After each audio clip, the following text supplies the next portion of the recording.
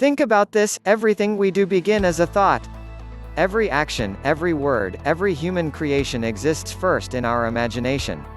The ability to see things before they actually happen is what enables us to pursue our dreams and ultimately achieve them. In fact, the better we visualize the future we want, the better our chances to make it happen. Training the mind is training the body. Your brain cannot differentiate well between real action and mental action. There has been research done showing that thinking about an action, even while your body is at rest, will fire the neural pathways in your brain just as you were actually doing it. To see this for yourself, hold a piece of string and let it dangle. Then, keeping your hand as still as you can, imagine twirling the string around. Most likely, the string will begin to move, ever so slightly.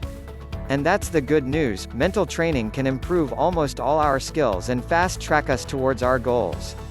For instance, many psychologists and life coaches recommend mental rehearsal for all sorts of things. Usually it is social or work-related, to enhance assertiveness, smooth out an interview or a meeting, or even to enhance a date. Athletes at the highest level are also encouraged to use visualization to improve their technique, motivation and drive. When interviewing Olympic gold medalists, they discovered that several winners used visualization, not just for the sport technique, but also to capture the feeling of being awarded a medal. 5 Applied visualization techniques. How do we develop and apply the powerful skill of visualization? Here I present 5 basic exercises in order of difficulty. Do them in order, moving on to the next one only when you have mastered the first. You can take as many days as you like to get really good at each level, there is no rush.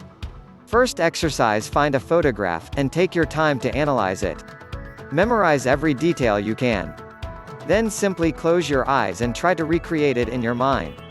Bring in as much as you can, the colors, the birds in the sky, the freckles on the skin, whatever is there. Open your eyes to get more detail if you have to. Remember that this is not a test, do it until you get good at it. Second exercise: for the second exercise, we're going 3-dimensional.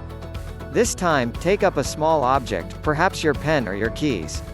Again, analyze all the details and memorize it. Take your time. Now, close your eyes, and see the object mentally. The challenge here is to start rotating it. See every detail, but from all angles.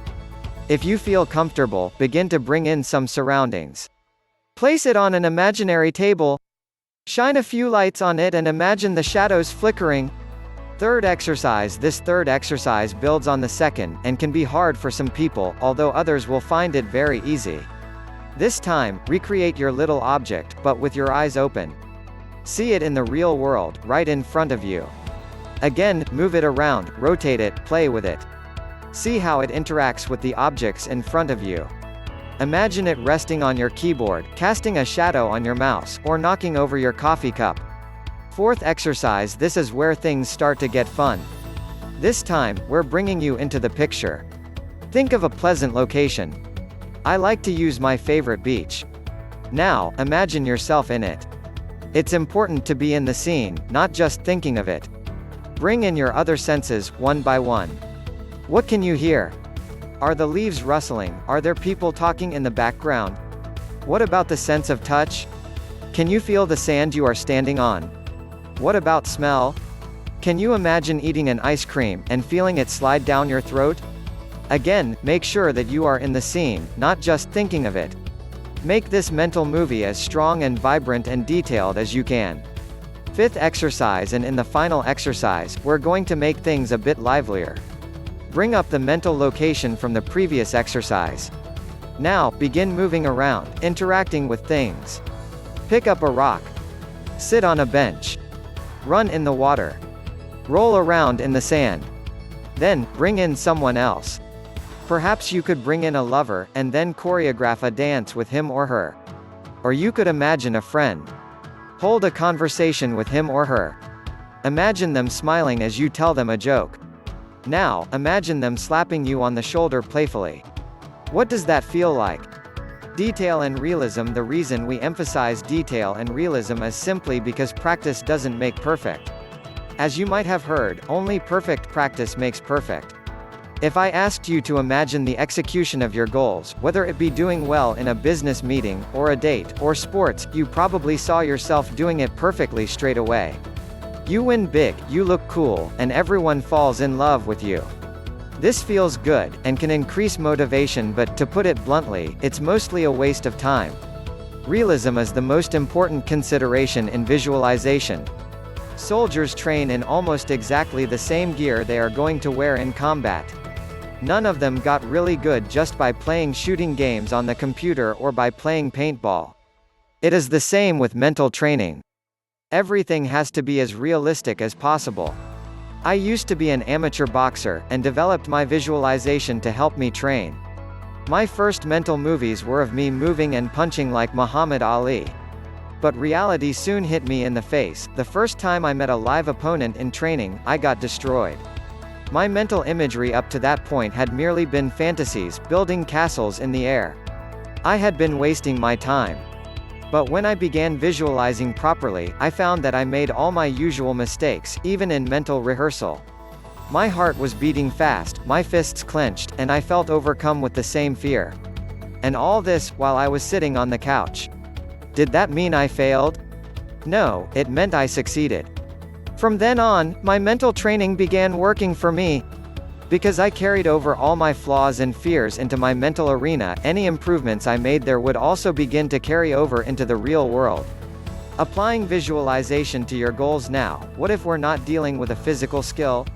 What if you had set a goal for something like money, a new career, or a holiday? Visualization applies in much the same way.